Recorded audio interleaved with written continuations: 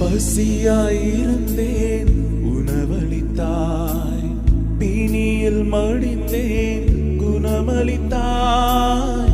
பசியாயிருந்தேன் உணவளித்தாய், பிணியில் மடிந்தேன் குணமளித்தாய். பாவ சிறையில் விழுந்த என்னை பாசமாக அரவணைத்தாய்.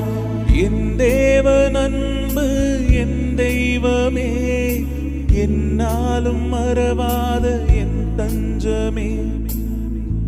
இயேசுவே இயேசுவே இயேசுவே என் ஆறுதலே, உம்மை நினைத்தால் உள்ளம் உருகும், உம்மை புகழ்ந்தால் நாவினிக்கும். உம்மை நினைத்தால்